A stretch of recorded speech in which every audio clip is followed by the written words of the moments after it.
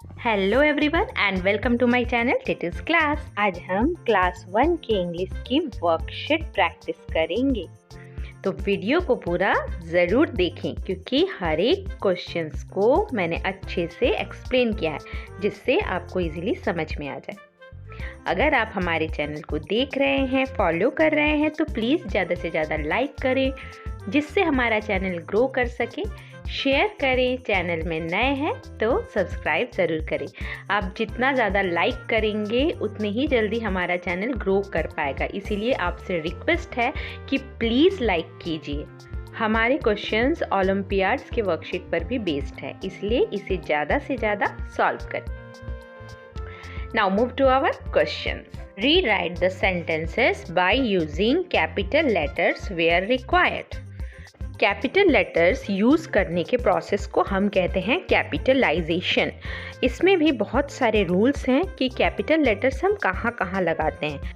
First, capital letters हम sentence को जब स्टार्ट करते हैं, मतलब बिगिनिंग ऑफ अ सेंटेंस, वहाँ पे हम कैपिटल लेटर लगाते हैं।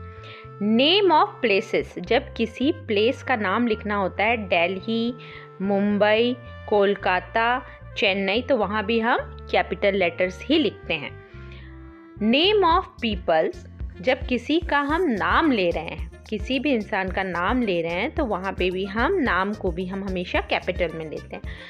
नेम ऑफ पेट्स, कोई पालतू जानवर है उसके भी नाम को हम कैपिटल में ही लिखते हैं।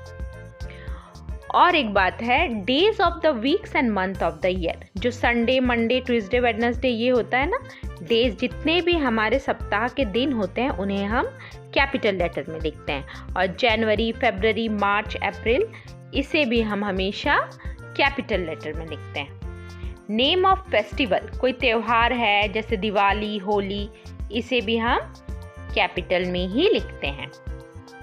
So let's start with our worksheet. First, I live in Dubai. यहाँ पे देखो आई स्मॉल में है, beginning of a sentence capital होना चाहिए, तो फिर आई लिव इन और दुबई भी डी कैपिटल होगा, प्लेस का नाम।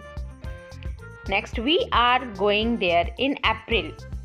यहाँ पे starting of the sentence capital होगा, डब्ल्यू, अप्रैल स्मॉल में है, इसको भी हम कैपिटल में लिखेंगे। We are going there in April. My friend came to my house on Thursday। यहाँ पे my starting of a sentence और beginning of a sentence, और Thursday जो small में है वो भी कैपिटल में होगा क्योंकि मैंने अभी बताया days of a week हमेशा कैपिटल में ही लिखते हैं।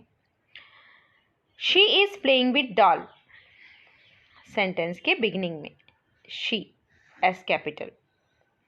He lives in Mumbai, he और Mumbai name of the place.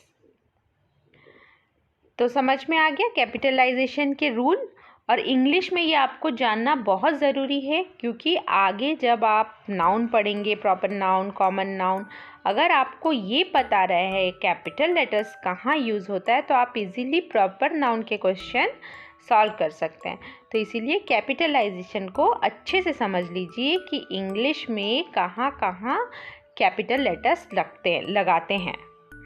याद रखना कि बिगिनिंग ऑफ अ सेंटेंस हमेशा कैपिटल लेटर में होता है और जो बिगिनिंग ऑफ सेंटेंस होता है ज़रूरी नहीं कि वो हमेशा प्रॉपर नाउन हो, ठीक है। बाकी सब capital letters generally specific case में ही हम लगाते हैं और वो प्रॉपर नाउन होता है। Now next, fill in the blanks with pronouns. What are pronouns? The word we used in place of a noun. हम हमेशा noun का यूज़ नहीं करते हैं सेंटेंस में क्योंकि वो सही नहीं लगता है, हमें बार बार किसी को नाम से बुलाना सही नहीं लगता है, तो हम उसके बदले में प्रोनाउन यूज़ करते हैं। जैसे बॉय के लिए ही यूज़ करते हैं, गर्ल के लिए शी यूज़ करते हैं, मोर देन वन पीपल के लिए वी या दे यूज़ करते हैं, और नॉन लिविंग थिंग या एनिमल्स वगैरह के लिए हम इट यूज़ करते हैं। First, dash have a big garden.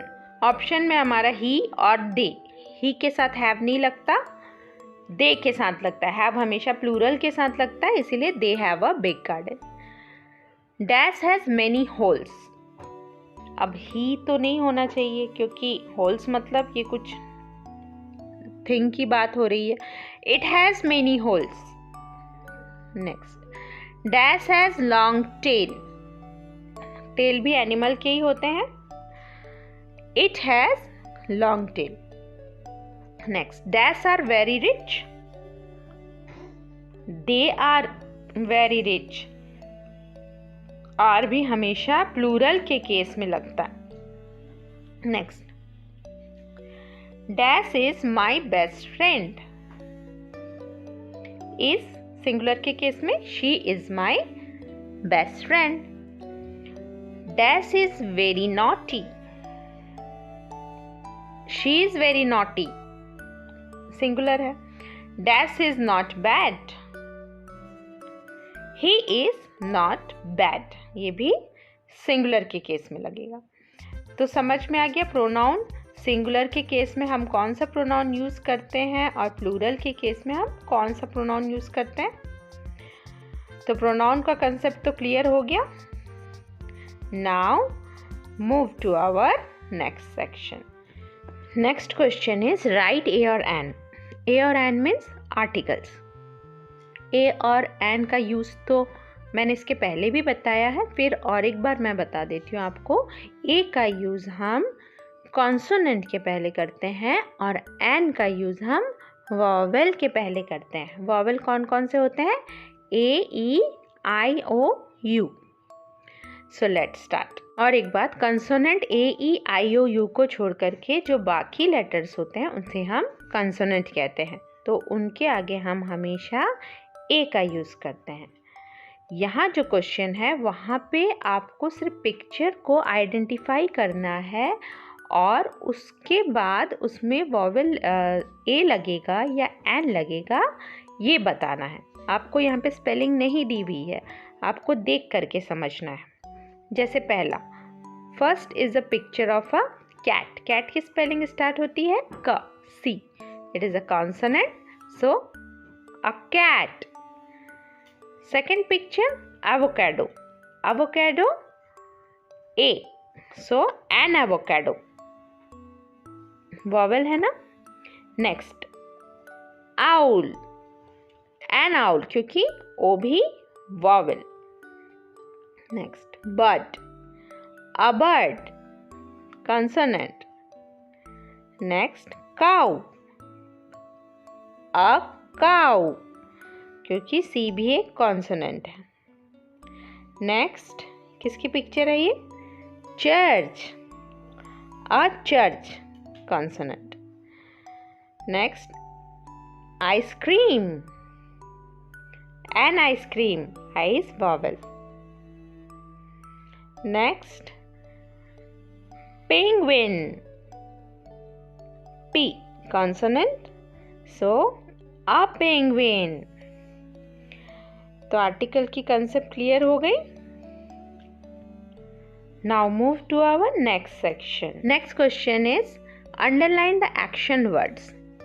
Action words means words that show action. हम क्या कर रहे हैं? वर्ब है ना, जिसे हम वर्ब भी कहते हैं. तो यहाँ पे जो सेंटेंसेस है उसमें आपको एक्शन वर्ड मतलब कौन सी क्रिया हो रही है या जिसे हम वर्ब कहते हैं उसे अंडरलाइन करना है. First, my mom is cooking. मेरी मम्मी क्या कर रही है?